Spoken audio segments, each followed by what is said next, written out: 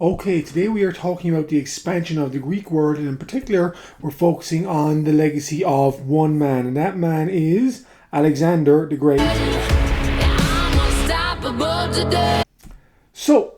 Obviously, I couldn't let that clip play because of potential copyright issues for Sia's song. But I just wanted to ask you firstly, what do you know about Alexander the Great? Some of you guys might be aware of his massive influence on history. Some of you certainly may know a lot about him. Others perhaps really don't know much about this kind of figure of Greek history. So in today's class, we're going to give a little bit more detail about who he was and why he was significant. What makes Alexander the Great so great? We actually need to start, however, with his father, Philip II. Philip II was king of an area called Macedonia, which was to the north of Greece. Macedonia occupies a weird place because on the one hand, they did participate in the Greek world. I mean, Macedonians participated in the Olympic Games. But on the other hand, they were very much seen as outsiders. We're not even sure exactly how much Greek was spoken in Macedonia in the 4th century BC. I mean, some people think it was fairly widespread. Others think it was a second language spoken by the elites. But nevertheless, the Greeks themselves really considered the Macedonians outsiders, even if they spoke Greek, and they also considered a lot of their practices barbaric as well. And into this kind of realm steps Philip II of Macedon, or the guy who becomes Philip II of Macedon. When he was age 14, as I see here, Philip was sent as a hostage to which Greek city? He was sent to the city of Thebes, and it was there he studied under the guidance of a man we met in an earlier lecture, Epimenides, who was one of the great great Theban heroes of the 4th century. He learned an awful lot of Theban tactics from Epimenides, and then when he returned to Macedonia after his time of being a hostage was up, he implemented a lot of these reforms. He also happened to be, he was the third youngest son, or the third eldest son of his father, but his two older brothers died in quick succession in battle, and therefore unexpectedly the Macedonian throne fell to him. So he finally becomes king of Macedonia in 356 BC, and that's the same year that his son Alexander was born. And Alexander, obviously, we're going to talk about in a later class. Philip was obsessed with one thing in life, and that was invading Persia. He wanted to kind of invade Persia, kind of repay the humiliation of the Greek cities. Going back to the start or the end of the 5th century BC.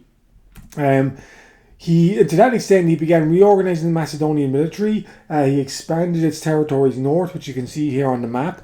He made a lot of kind of powerful marriage alliances with other tribes in the area, and to that extent, he was actually a polygamist. He was married to more than one woman, which again, in the eyes of the civilized polis of the Greek world, was just further evidence of his barbarity. And of course, Olympia, I think, was his 4th wife, but because she gave birth to his first son, Alexander, she became his principal wife. A lot of Greeks distrusted Philip, although Philip actually was interested in having the Greek cities as allies against the Persians. But again, because he was an outsider, they really thought he was just planning on conquering Greece. So they never really trusted him. Athens, in particular, thought as being a potential ally to help him, essentially help ferry his men across the Aegean Sea to invade Persia. But they kind of rebuffed his efforts, and he finally went to war with Athens and its allies and defeated them at Chaeronea in 338 BC. And so he's kind of subdued the Greek city-states. The Greek city-states, in theory, still remain independent. So Philip defeated them in battle. He didn't actually conquer them, although in some ways this kind of marked the last real moment of independent Greek city-states. And after this point, they were always kind of under the dominion or the domain of someone else. So I said he planned to attack Persia, but he was assassinated in 336 BC by a former male lover, as happens sometimes, and he was I guess caught in a drunken brawl, got killed by his former lover, his ex, and was assassinated in that year, and that paved the way for his young son, who was only 18 years of age at the time, 20 years of age, to come to the throne. So In 2018, after negotiations with Greece, Macedonia agreed to change its name to this. What is North Macedonia? So Macedonia today is actually still a controversial name choice for the Republic of Macedonia, because there's Macedonia, which you just saw on the map, which is actually a province of Greece, or at least part of it is a province of Greece. And then there's Macedonia, the country, which is near there, but which is actually populated by Slavic people today. And so it was Greece in particular rejected Macedonia, calling itself Macedonia. They kind of came up with a compromise and called it North Macedonia in 2018, the country that is. But there's actually still hot tempers around this issue. Philip of Macedon, not Macedonia, captured Greece and was then killed in a family sprawl. To some extent, that is accurate. So Alexander the Great becomes king in his place. He inherited his father's throne at the age of 20, and he kind of took his father's plans, and his father had already established planned campaign to invade Persia. So he kind of simply just took control of that, and 2 years later actually invaded Persia. So kind of brought his father's plans to fruition, and invaded Persia himself in 334 BC. And initially, this is kind of a mismatch. The Macedonians, with the Greek city-states who have kind of been forced to provide soldiers, their army is relatively small. It's 40,000 men. Not insignificant for sure, but compared to the hundreds and thousands of men who will fight with the Persians, it is definitely small. However, and so they say, and I guess I've ruined the question here. The Persians were confident of victory. What was the base of this confidence? That they had a much larger army. The Persian army was certainly larger, but was mainly made up of what kind of troops? And the answer is that it was made up of either conscripts or mercenaries. The Macedonian army, a lot smaller, was made up by professional soldiers, and we'll say more about the professional soldiers in a bit. The Persians, essentially conscripts are people who are forced to fight, not really given much of an option, go out to fight, and they oftentimes throughout history have proved to be ineffective troops. Essentially when things go bad, they run away. Mercenary soldiers oftentimes are at least can be more effective than conscripts, but at the same time the point is reaching a battle where the value of their lives kind of exceeds the value to which they're being paid, and therefore they abandon the cause as well. So neither of these are particularly loyal or dedicated soldiers. Unlike the Macedonian army, which was fully professional, this was their full-time gig, and they were able to kind of inflict a series of crushing defeats upon the Persians. Alexander himself proved to be a very gifted general, with his victories at first at Issus and then at Gaugamela. So in the 330s BC, Alexander is kind of victorious, even though the Persian armies are a lot larger. He is able to kind of defeat them. His opponent in terms of leading the Persian Empire is a guy called Darius, or Darius III.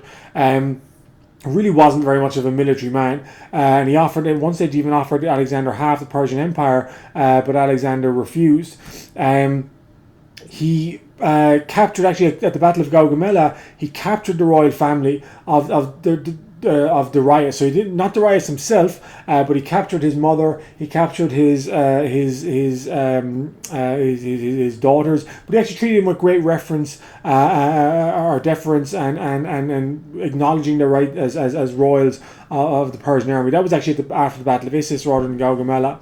After the Battle of Gaugamela, Darius was killed by a local chieftain who hoped to get Alexander's favour by murdering Darius, and instead Alexander the Great had this chieftain executed for treason, and he had a big funeral celebration for Darius, as he felt was befitting Darius' status as an emperor.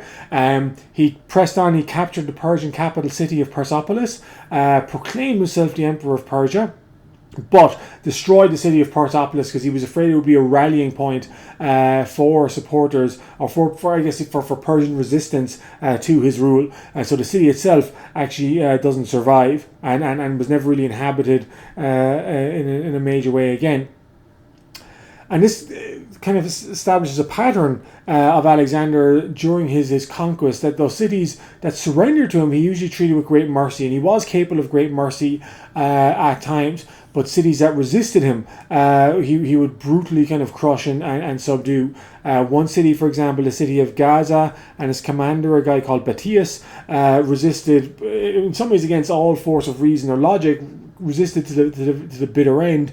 And when Alexander finally broke into the city of Gaza, obviously Batius was killed. He dragged his body around the city of Gaza, in some ways kind of emulating Hercules, or sorry, not Hercules, Achilles, dragging the body of Paris, or not Paris, I have my Greek mythology all mixed up today, dragging the body of Hector around the city of Troy, and then he had the 30,000 women and children in the city sold into slavery. So that was how Alexander kind of operated. You were either with him or you against him, and if you were against him, you oftentimes suffered greatly. And of course, the strength of this was based on the Macedonian military. So the Macedonians fought in phalanxes, and you can see on the picture here what exactly a phalanx is, and we've talked about that a little bit before as well.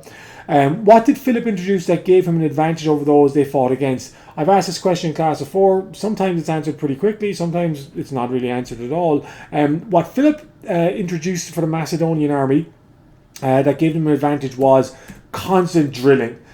The Macedonian army was not the first professional army. There had been professional armies throughout history, but they fought as a single body of 256 men fighting in phalanxes. Philip introduced that they essentially trained twice a day, all the time. So they were capable of producing kind of complex maneuvers in battle that were beyond the ability of most armies. A kind of comparison would be the NFL. NFL, obviously, your timing is so precise. Everyone has to practice each play over and over again until it's down 100% pat. So you could put an NFL team, let's just say the Seattle Seahawks, against another team that potentially could be made up of athletes who are just as efficient.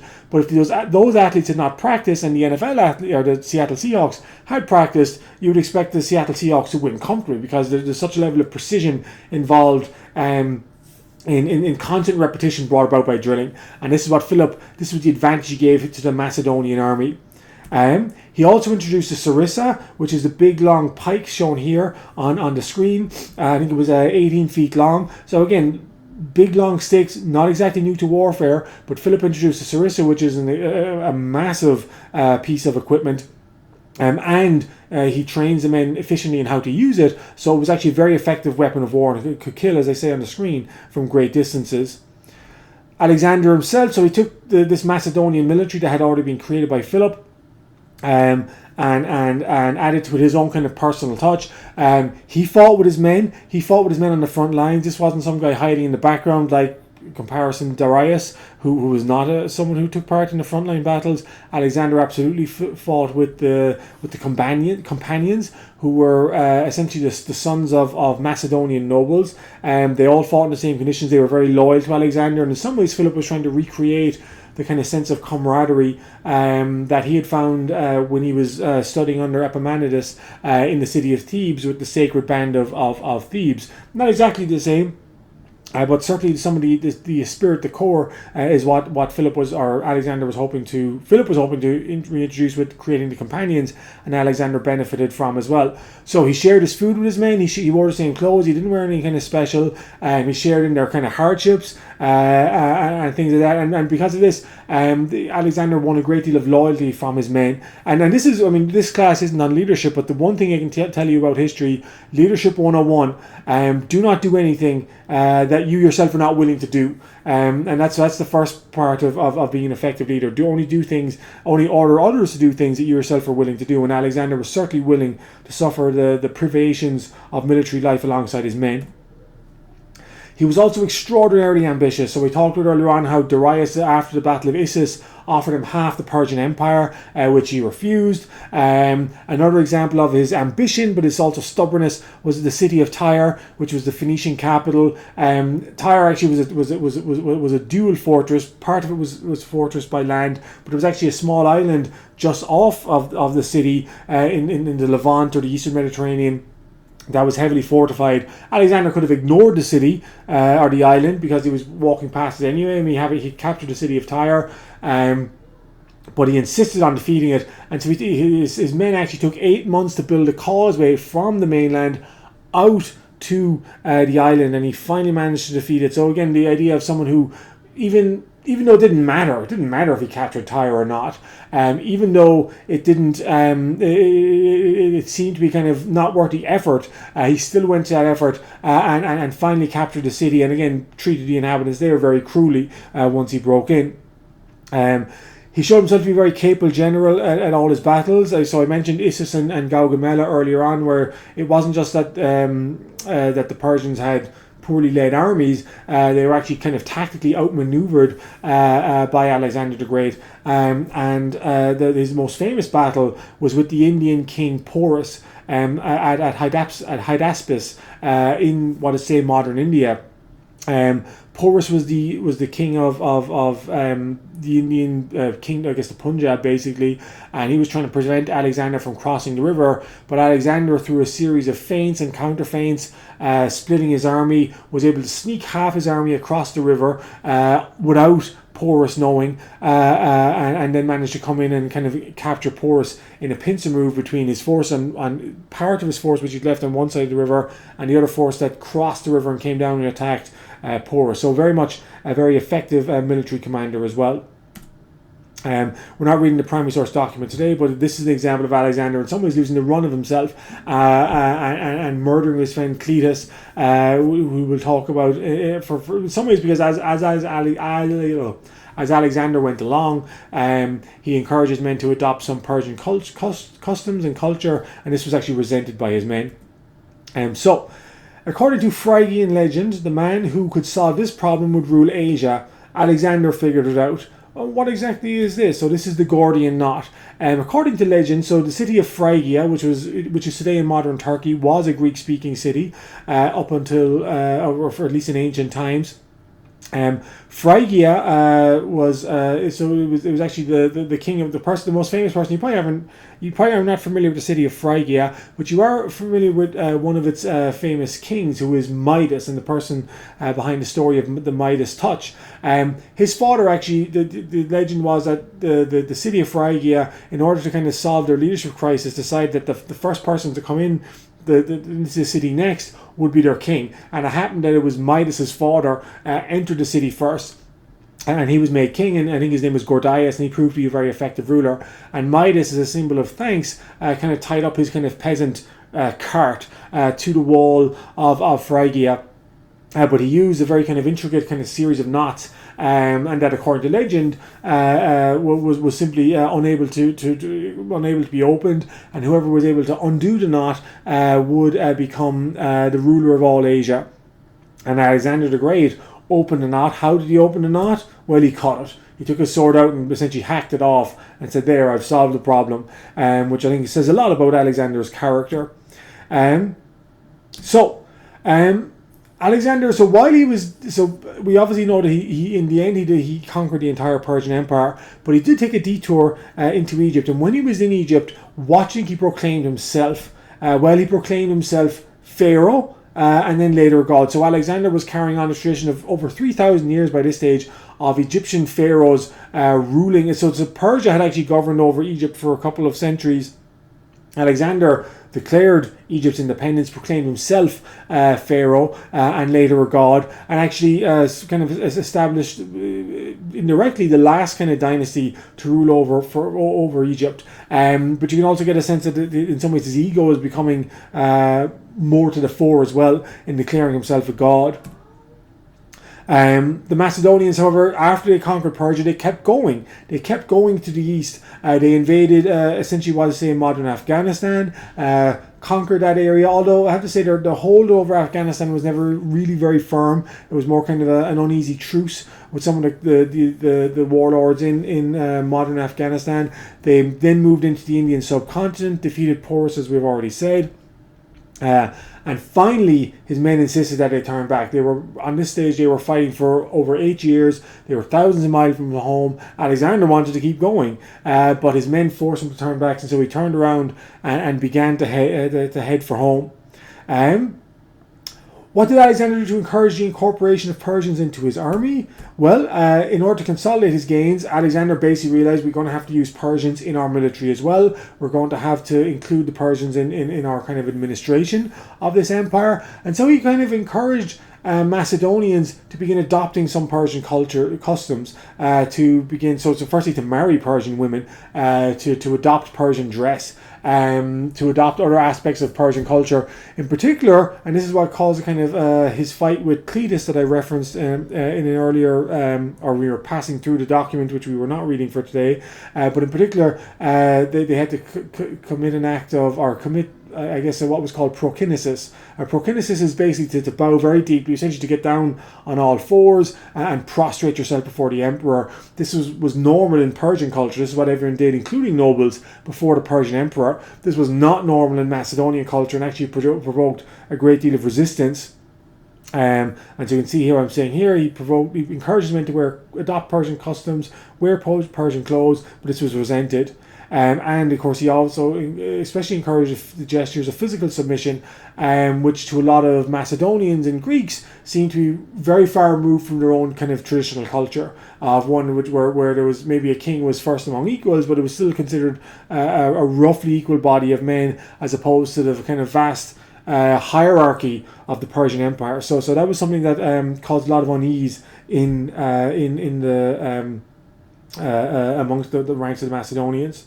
Alexander was also famous for, so yeah, you can see the size of his empire here. This is so roughly equivalent to modern United States, not exactly, depending on whether you include Arabia, which he was very kind of lightly populated anyway. But a rough equivalent is the modern United States, and you get a sense of that from looking at this map. This is actually, we won't be watching Horrible Histories. The basic point of the Horrible Histories video is kind of a joke that Alexander created a lot of cities, which he named after himself. And that was the kind of the again, for copyright reasons I don't show the video, but that was the joke of it. So Alexandria on the Mediterranean coast is the second largest city in this country. What is Egypt? Okay, Kandahar, also named after Alexander the Great, is the second largest city in this country. What is Afghanistan? So again, Alexander the Great very much kind of succeeded in conquering these territories, but left his name literally on the maps of various countries today by establishing cities and kind of naming them after himself. So I mentioned earlier on that Alexander finally decided to turn back after having conquered part of India. He was marching through the desert of what is today Balochistan, and he kind of gradually got weaker. And then when he was in the city of Babylonia, or Babylon, in 323 BC, he finally died at the age of 33. So some people kind of debate whether he was maybe poisoned or some other kind of nefarious kind of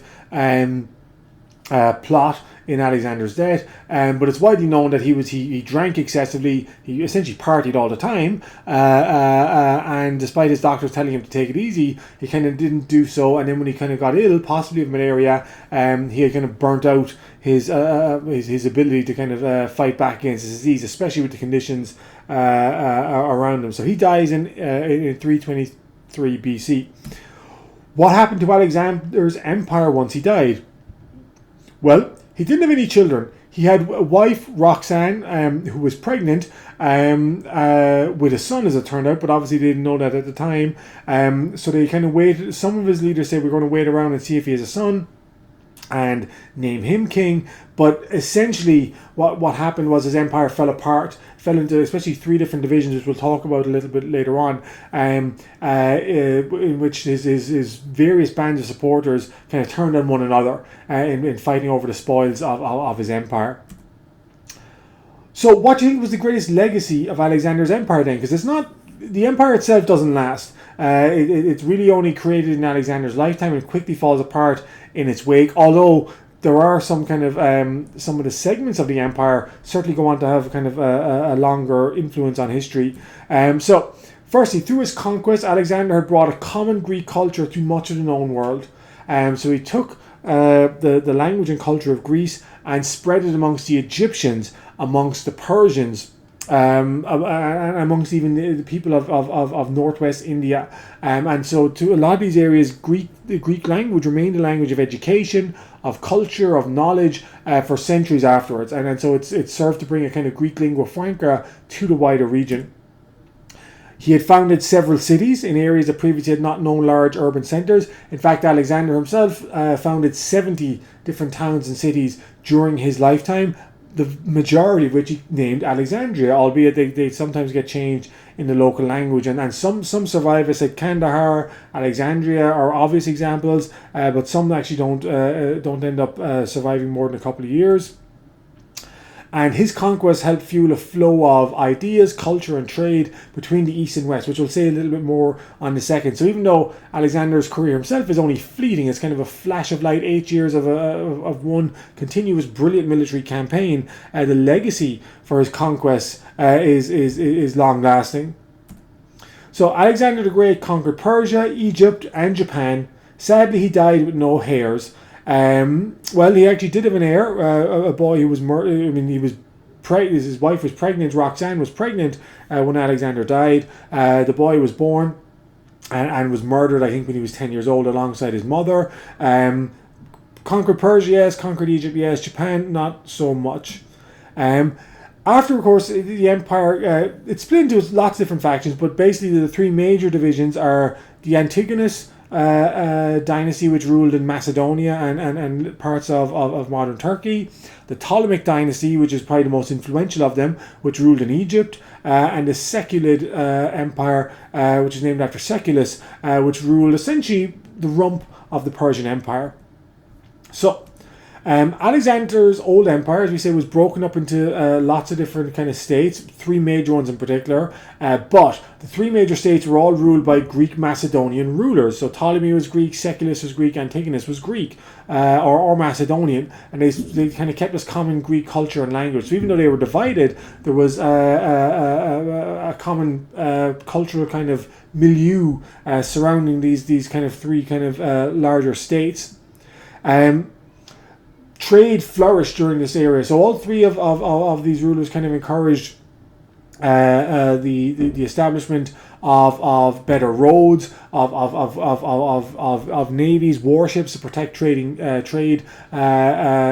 the seas, canals, and so trade very much flourished during this period. And in fact, we have trading of goods in the city of Alexandria itself is able to, on the one hand, draw from as far west as Britain and draw from as far east as India, and there was a vast kind of amount of wealth generated for these ports. Furthermore, the wealth of the Persian Empire was taken up and redistributed amongst a wider number of people. So there was a great deal of kind of affluence flourishing in this kind of new Greek world.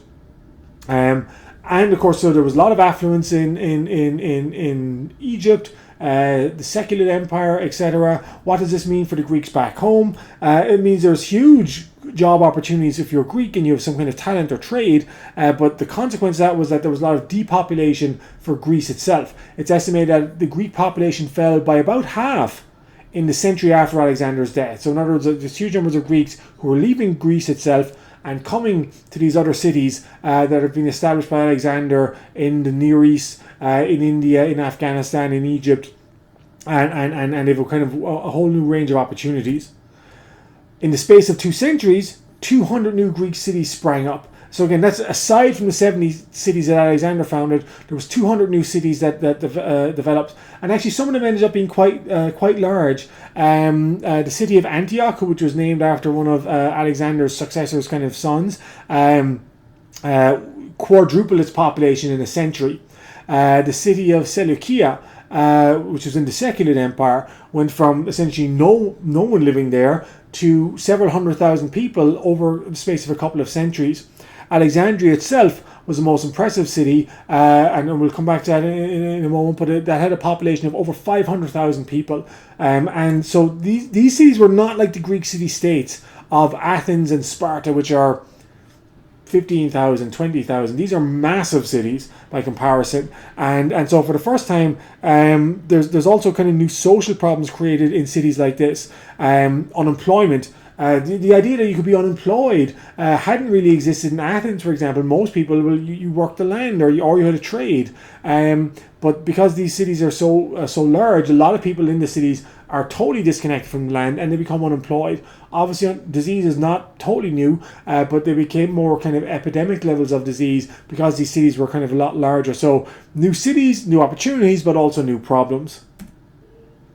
Alexandria itself was the most kind of, I guess, the prize city that emerged from the chaos of Alexander the Great's reign.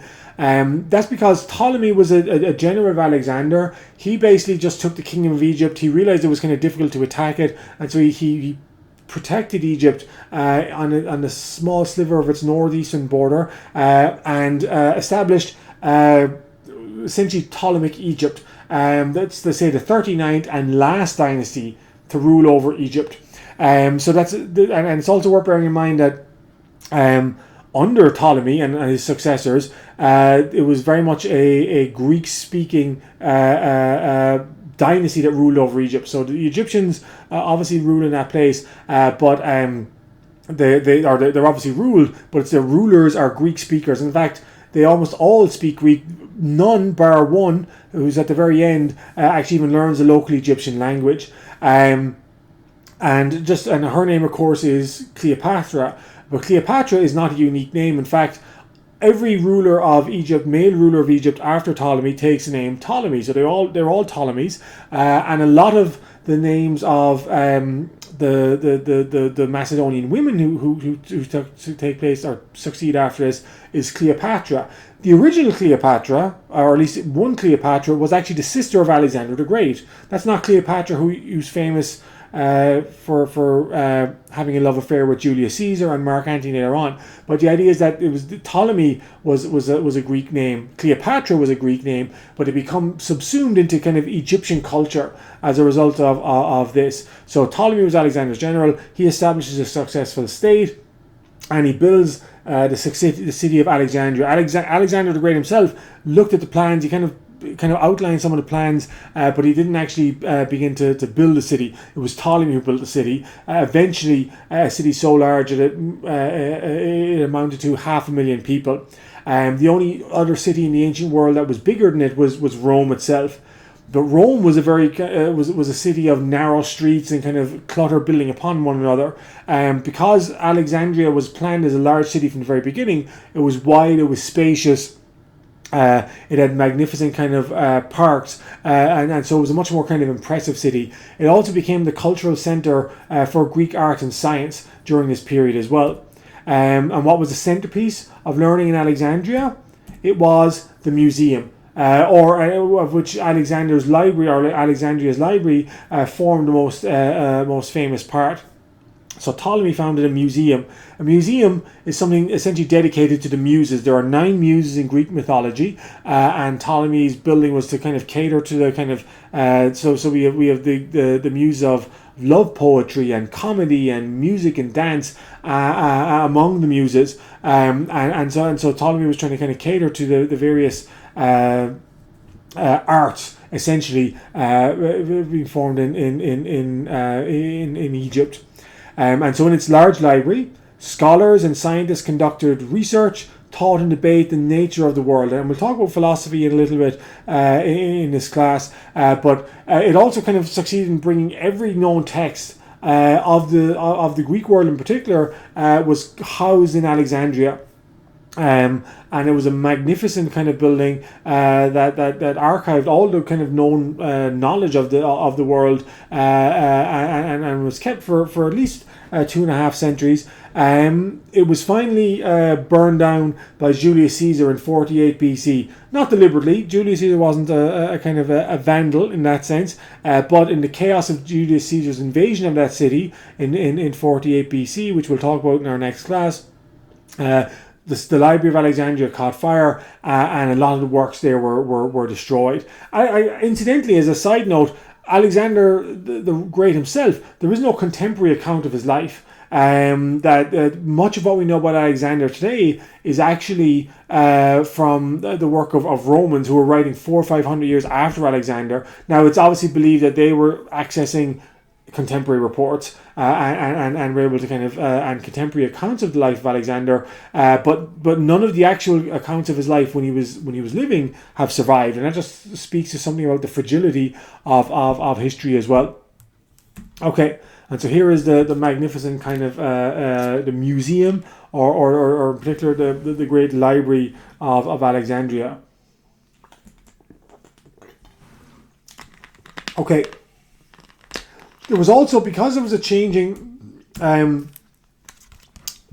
social and cultural phenomenon associated with this kind of wider Greek-speaking area, the nature of Greek society began to change as well.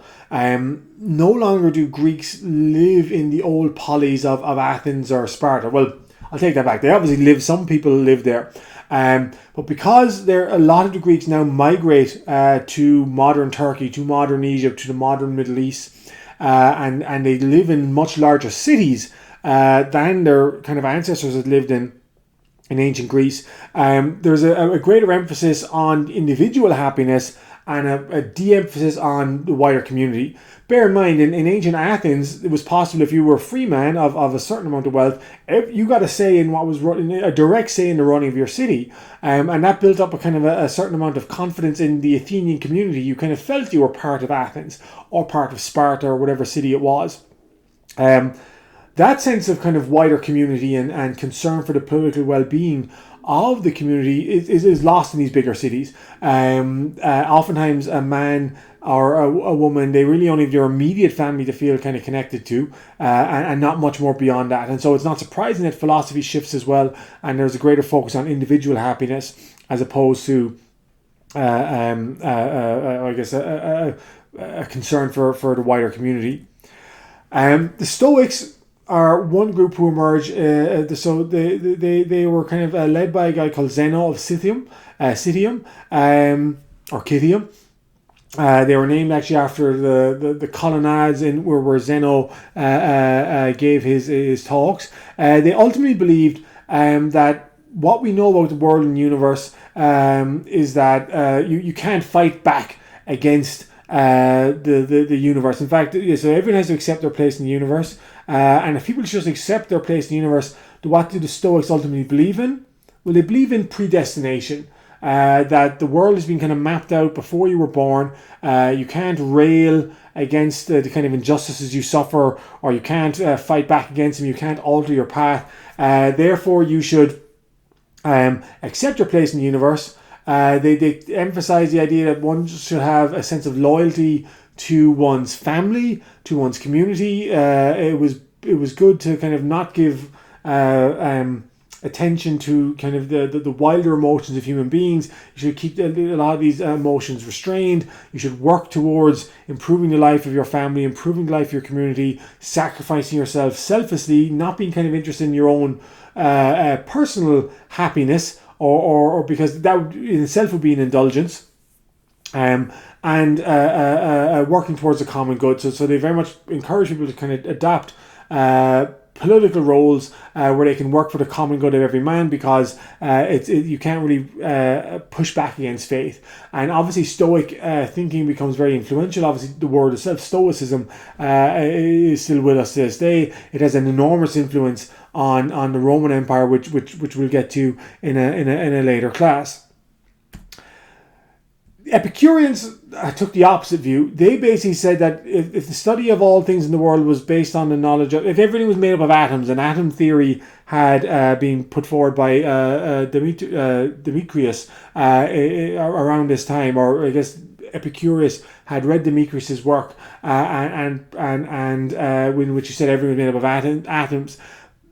Epicurus and his followers argue that, well, actually everything happens because of random chance. And therefore, in some ways they kind of encourage disconnecting with the world. You can't trust yourself to build up a kind of great business or become a great warrior or whatever it is, because It's all happen chance anyway, and who knows which way the winds will blow. So the best thing you can do is to withdraw yourself into things you find good. So spend some time with your family, spend some time kind of enjoying yourself, enjoying the eating a lot, enjoying kind of having sex a lot, enjoying kind of art or literature or music. Although it should notice that Epicurus, he does encourage this. He does encourage a kind of a lifestyle in which you enjoy oneself. Although he did also kind of caution a little bit towards moderation as well. He didn't say you should go out and just be a total party animal at all times. But he's very much taking a different view to the Stoics in saying that, look, you can't affect change anyway. Don't bother. Don't make that effort. Focus on yourself and your family and stay happy in that sense. And that's the only way you can kind of get peace of mind through this. And so what did the Epicurean say about politics? Obviously, I gave it away. But yeah, don't get involved in politics. It's a mug's game. You can't fix anything. The skeptics took an even more kind of a skeptical line, hence the name.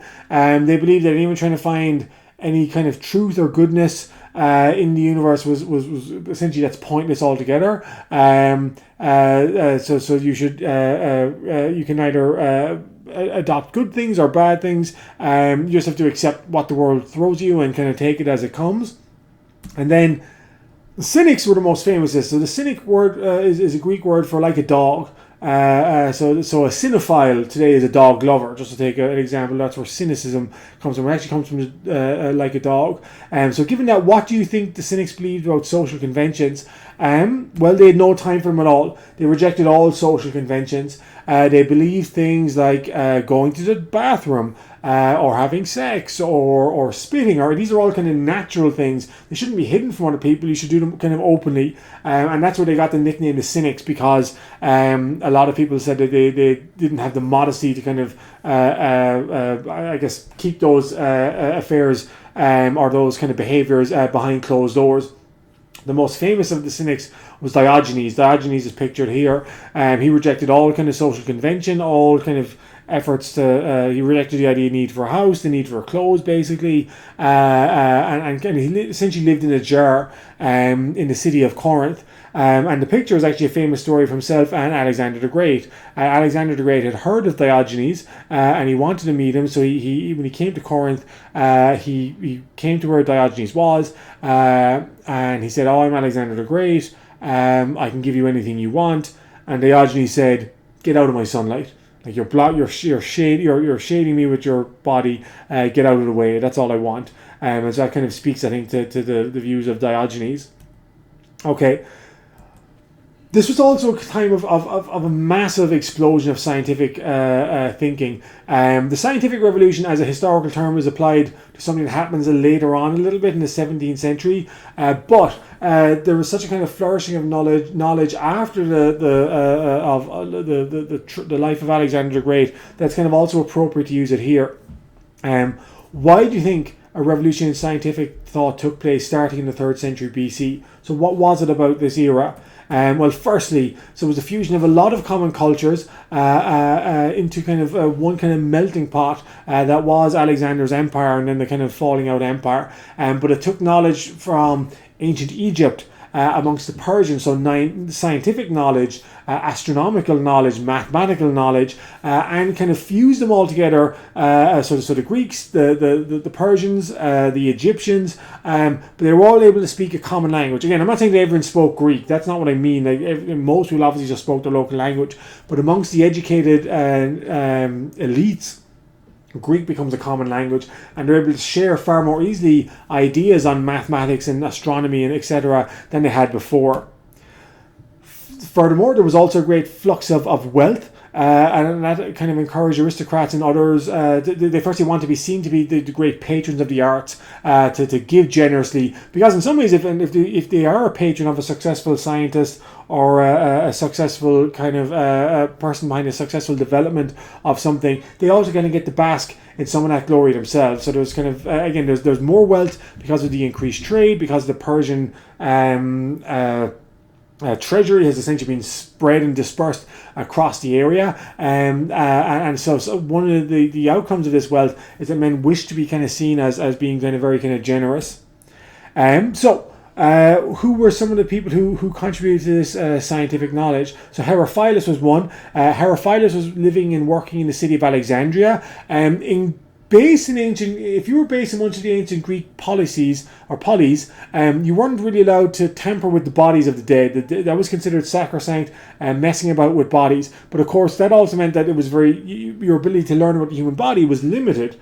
Herophilus, working in Alexandria, didn't really have the conventions that Greek city-states had, he might have had some of the convention, but didn't have the laws against desecrating the dead. So he was able to operate on the bodies of prisoners to figure out how exactly did the body work. And amongst his discoveries, he discovered the importance of the brain, that this was actually the center of piece of human thinking. He discovered how the eye and the ear work as well. So he's kind of making significant strides for I guess what becomes modern medical practice. Erostratus, again, building upon the work of Herophilus and others, he also learned some significant findings. He firstly realized that the heart was a pump, that the heart actually pumped blood around the body. That's very obvious to us, say, in the 21st century. That was not really obvious to people in the ancient world. And he also, his contribution was he rejected the idea that the body had four humors, to say that, and so this was the ancient theory about how the body worked. There was four humors, and if you ever became ill, it was because there was an imbalance of your humors, and the best way to kind of redress this illness was to find a way of re-establishing a balance within the humors, and so this led to this. So a belief in the four humors led to this medical practice, popular until the 19th century. And if you don't know, the answer is bleeding. So that's why they bled people up until the 19th century. The idea was that their humors are out of balance, and so seemingly if there's an excess of one humor, you have to bleed it, and then that'll hopefully restore balance. Obviously, we know that is total nonsense today, but it was believed, well, if Erostratus discovered the four humors doesn't work, then why was it believed? Because others pushed back against his work, including Aristotle, and they insisted on the kind of the accuracy of the four humors approach to science. And so, even though there had been people in the ancient world who actually discovered this idea was all nonsense, others kind of shot down their view, insisted that it was true, and it stuck around in Western science until the 19th century. And then we come to the more kind of I guess, aside from medical advances, the kind of more the physical and I guess the discoveries in physics essentially that took place. So Euclid was a very important mathematician who essentially established the field of geometry, or certainly codified this field of geography. I mean, geometry. He took upon the theories of others and presented his findings on geometry in one consistent mathematical explanation. And Euclidean geometry and his work in geometry were the basis for the modern geometry until the start of the 20th century. Hipparchus, on the other hand, came slightly after Euclid, but he also kind of did a lot of work again in the field of mathematics, but helped establish trigonometry as an important field of mathematics as well. Aristarchus, contradicting Aristotle. Aristotle said that the Earth is at the center of the universe. Everything revolves around the Earth, including the sun. Aristarchus contradicts Aristotle and says no, actually the Earth revolves around the sun, not the sun revolving around the Earth. Again, this idea was put forward, but it doesn't it essentially is pushed back on. A guy called Ptolemy, who was writing in the 2nd century AD, examined this debate between Aristotle and Aristarchus and basically decided, well, Aristotle is right. And that's why for a long time afterwards, human beings insisted that the Earth was at the center of the universe. And what man discovered the idea of Aristarchus some 1700 years later? The answer is Copernicus. Okay, excuse me, sorry, starting to get a bit of burping. Eratosthenes. He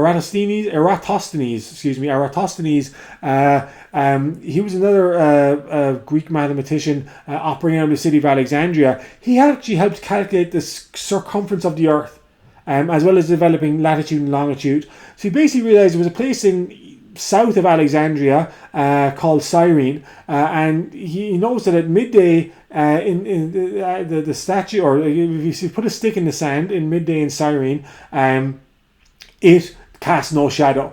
And he said, well, that must be evidence that the sun is directly overhead at the city of Cyrene at exactly 12 noon.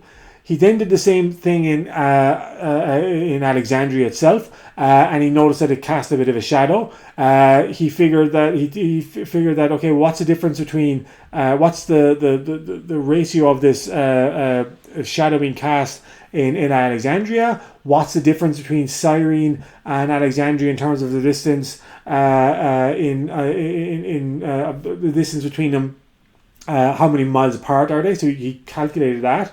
And then based on simply, I mean, it sounds very simple, but based on the shadow cast at Alexandria, and he knew how far Alexandria was from Cyrene, he calculated the entire circumference of the Earth to within 200 miles. So today, actually, how long is it? What's the Earth's circumference today? It's almost 25,000 miles. And Eratosthenes,